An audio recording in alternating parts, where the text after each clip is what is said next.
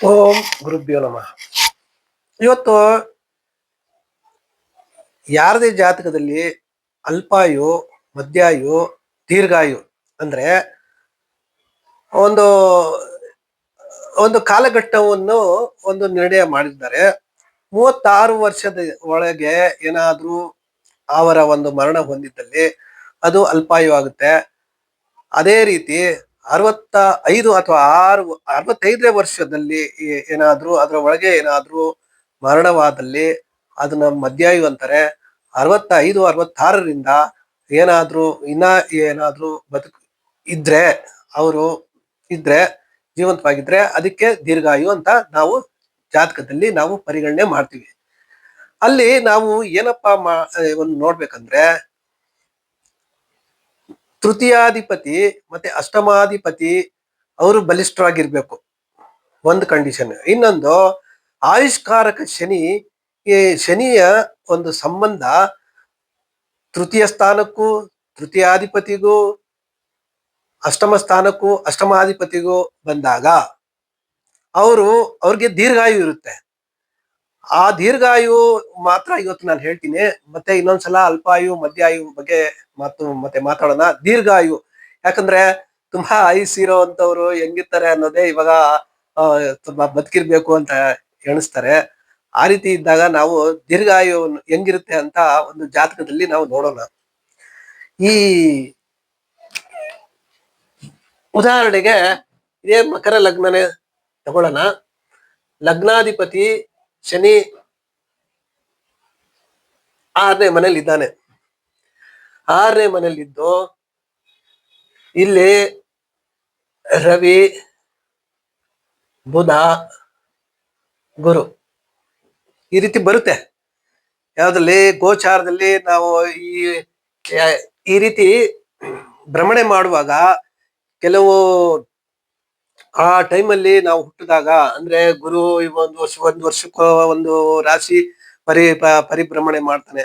ಒಂದು ರಾಶಿಯಲ್ಲಿ ಇರ್ತಾನೆ ಗುರು. ಅದೇ ರೀತಿ ರವಿ 30 ದಿನ ಇರ್ತಾನೆ, ಬುಧನು ಒಂದು 28 ದಿನ ಆ ರೀತಿ ಇರ್ತಾನೆ. ಆ ರೀತಿ ಇದ್ದಾಗ ಆ ಒಂದು ಕಾಂಬಿನೇಷನ್ ಶನಿನೂ ಇಲ್ಲೇ ಬಂದು ಆ ರೀತಿ ಬಂದಾಗ ಇಲ್ಲಿ ಲಗ್ನಾಧಿಪತಿ ಷಷ್ಠ ಸ್ಥಾನದಲ್ಲಿ ಮಿತ್ರ ಸ್ಥಾನದಲ್ಲಿ ಇದ್ದಾನೆ. ಓಕೆ, ಅವನು ಆಯುಷ್ಕಾರಕ ಶನಿ, ದೀರ್ಘಾಯುಕಾರಕ ಶನಿ. ದೀರ್ಘಾಯುಕಾರಕ ಶನಿಗೆ ಅವನ 3ನೇ ದೃಷ್ಟಿಯಿಂದ, ಈ ಯಾವುದೇ ಒಂದು ಶನಿಯ 3ನೇ ದೃಷ್ಟಿ ಏನಾದ್ರೂ ಇದ್ದಲ್ಲಿ ಅಲ್ಲಿ ಆ ಒಂದು ಭಾವದ ಫಲಗಳು ನಿಧಾನವಾಗುತ್ತೆ. ಇದನ್ನ ನಾವು ನೆನಪಲ್ಲಿ ಇಟ್ಕೋಬೇಕು. ಶನಿ ಎಲ್ಲೇ ಇದ್ರು ಅಲ್ಲಿಂದ 3ನೇ ದೃಷ್ಟಿ ಇರುತ್ತೆ. ಅವನ್ಗೆ 3, 7, 10 ದೃಷ್ಟಿ ಇರುತ್ತೆ. ಕುಜನ್ಗೆ 4, 7, 8 ದೃಷ್ಟಿ ಇರುತ್ತೆ. ಈ ರಾಹುಗೆ 5, 7, 9 ಇರುತ್ತೆ. ಗುರುಗೂ ಅದೇ ತರ 5, 7, 9 ಇರುತ್ತೆ. ಈ ರೀತಿ ದೃಷ್ಟಿಗಳು ವೇರಿಯೇಷನ್ ಇರುತ್ತೆ. ಎಸ್ಪೆಷಲಿ ಬೇರೆ ಎಲ್ಲಾರ್ಗು ಸಪ್ತಮ ದೃಷ್ಟಿ ಇರುತ್ತೆ. ಆದ್ರೆ ಕುಜ ಶನಿಗೆ ಮಾತ್ರ ಸ್ವಲ್ಪ ಡಿಫ್ರೆಂಟ್ ಆಗಿರುತ್ತೆ. 4, 7, 8 ಕುಜನ್ಗೆ, 3, 7, 10 ಶನಿಗೆ ಇರುತ್ತೆ. ಈ ರೀತಿ ನಾವು ಯಾವುದೇ ಒಂದು ಜಾತಕವನ್ನು ವಿಶ್ಲೇಷಣೆ ಮಾಡುವಾಗ ಭಾವಾಧಿಪತಿ, ಭಾವಕಾರಕ ಮತ್ತೆ ಭಾವದಲ್ಲಿ ಸ್ಥಿತ ಗ್ರಹಗಳು ಎಲ್ಲ ನೋಡ್ಬೇಕು. ಭಾವಕಾರಕ ಅಂತ ಏನಕ್ಕೆ ಹೇಳ್ತೀವಿ? ಆಯುಷ್ಕಾರಕ ಬಂದು ನಾವು ನೋಡುವಾಗ ಆಯುಷ್ಯ ನೋಡುವಾಗ ಶನಿಯನ್ನ ನೋಡ್ಬೇಕು ನಾವು. ಶನಿ ಏನಕ್ಕಪ್ಪ ನಾವು ನೋಡ್ತೀವಿ ಅಂದ್ರೆ, ಶನಿ ಬಂದು ಒಂದು ಮಂದಗ್ರಹ. ಅವರು ಯಾವಾಗೂ ಫಲ ನಿಧಾನನೇ ಕೊಡೋದು.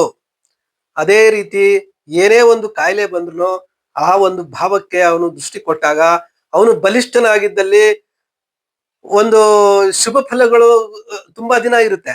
ಅದೇ ಅವನೇನಾದ್ರೂ ಅಫ್ಲಿಕ್ಷನ್ ಇಲ್ಲಿದ್ದು ಅಥವಾ ನೀಚನಾಗಿದ್ದು ಇರೋದು ಅಥವಾ ಪಾಪಗ್ರಹಗಳ ಜೊತೆಯಲ್ಲಿ ಇರೋದು ಅಥವಾ ಶತ್ರು ಕ್ಷೇತ್ರದಲ್ಲಿ ಇದ್ದಾಗನು ಅವನು ಶನಿ ಬಂದು ಆ ಅಶುಭ ಫಲಗಳನ್ನು ಕೊಡ್ತಾನೆ. ಕಷ್ಟಕಾರಕ ಶನಿ ಬಂದು ತುಂಬಾ ಕಷ್ಟಕಾರಕ. ಶನಿ ಆಯುಷ್ಕಾರಕ ಮತ್ತೆ ಉದ್ಯೋಗ ಕರ್ಮಕಾರಕ. ಈ ರೀತಿ ಕಾರಕ ಗ್ರಹಗಳು ನಾವು ಒಂದ್ಸಲ ನಾನು ಮಾಡಿದ್ದೀನಿ. ಅದ್ರ ಪ್ರಕಾರ ಆಯುಷ್ಕಾರಕನಾದ ಶನಿ ಷಷ್ಠ ಸ್ಥಾನದಲ್ಲಿದ್ದು ತನ್ನ ತೃತೀಯ ದೃಷ್ಟಿಯಿಂದ 3ನೇ ದೃಷ್ಟಿಯಿಂದ ಅಷ್ಟಮ ಸ್ಥಾನವನ್ನು ನೋಡುವಾಗ ಅಲ್ಲಿ ಈ ಲಗ್ನಕ್ಕೆ ಅಷ್ಟಮಾಧಿಪತಿ ರವಿನೇ ಆಗ್ತಾನೆ. ನಾನು ಮೊದಲು ಒಂದು ರಾಶಿ ಇದು ಚಾರ್ಟ್ ಕೊಟ್ಟಿದ್ದೆ, ಯಾರು ಯಾವ ಭಾವಕ್ಕೆ ಯಾರ್ಯಾರ ಅಧಿಪತಿಗಳು, ಅದನ್ನ ನೆನಪಲ್ಲಿ ಇಟ್ಕೊಂಡ್ರೆ ಇದು ನಿಮ್ಗೆ ಈಸಿಯಾಗಿ ಗೊತ್ತಾಗುತ್ತೆ. ಇಲ್ಲಿ ಅಷ್ಟಮಾಧಿಪತಿ ಬಂದು ರವಿ, ಮತ್ತೆ ಷಷ್ಠಾಧಿಪತಿ ಷಷ್ಠ ಸ್ಥಾನದಲ್ಲಿ ಕೂತ್ಕೊಂಡು ಷಷ್ಠ ಸ್ಥಾನದಲ್ಲಿ ಕೂತ್ಕೊಂಡು ಷಷ್ಠಾಧಿಪತಿಯನ್ನು ನೋಡ್ತಾ ಇದ್ದಾನೆ. ಮತ್ತೆ ಇಲ್ಲಿ ಶನಿ ಮತ್ತೆ ಇಲ್ಲಿ ಗುರು ಗುರು ಗುರು ಇಲ್ಲ, ಈ ಲಗ್ನಕ್ಕೆ ಯಾರು ತೃತೀಯಾಧಿಪತಿ ಆಗ್ತಾನೆ. ಸೊ ಇಲ್ಲಿ ಏನು ಶನಿ ಇಲ್ಲಿ ಕೂತ್ಕೊಂಡು ಮೂರನೇ ದೃಷ್ಟಿಯಿಂದ ಅಷ್ಟಮಾಧಿಪತಿಯನ್ನು, ತೃತೀಯಾಧಿಪತಿಯನ್ನು ಮತ್ತೆ ತೃತೀಯ ಸ್ಥಾನವನ್ನು ನೋಡ್ತಾ ಇದ್ದಾನೆ. 10ನೇ ದೃಷ್ಟಿಯಿಂದ ತೃತೀಯ ಸ್ಥಾನವನ್ನು ನೋಡ್ತಾ ಇದ್ದಾನೆ. ಈ ರೀತಿ ಏನಾದ್ರೂ ಕಾಂಬಿನೇಷನ್ ಇದ್ದಲ್ಲಿ ಅವ್ರಿಗೆ ದೀರ್ಘಾಯು ಇರುತ್ತೆ. ಅವರು ಏನೋ ವ್ಯಾಧಿಗಳು ಇರ್ಬೋದು, ಸಣ್ಣ ಪುಟ್ಟ ವ್ಯಾಧಿಗಳು ಇರುತ್ತೆ ಅವ್ರಿಗೆ. ಬಟ್ ಏನಪ್ಪಾ ಅಂದ್ರೆ ಈ ರೀತಿ ರವಿ ಬಂದು ಇಲ್ಲಿ ಅಷ್ಟಮ ಸ್ಥಾನದಲ್ಲಿ ಇದ್ದಾಗ, ರವಿ ಬಂದು ಬೆನ್ನು ಮೂಳೆಗೆ ಕಾರಕ ಗ್ರಹ, ಬೆನ್ನು ಮೂಳೆ ಕಾರಕ ಗ್ರಹ. ಅವ್ರಿಗೆ ಬೆನ್ನುನಲ್ಲಿ ಅಂದ್ರೆ ಯಾವಾಗೂ ಬ್ಯಾಕ್ ಪೇನ್ ಇದ್ದೇ ಇರುತ್ತೆ ಅವ್ರಿಗೆ. ಯಾಕಂದ್ರೆ ಅವನು ಅಷ್ಟಮ ಸ್ಥಾನದಲ್ಲಿ, ಅವನ ಮನೆಯಲ್ಲಿ ಅವನೇ ಅಷ್ಟಮ ಸ್ಥಾನವಾಗಿರುವಾಗ ಅಲ್ಲಿ ಆ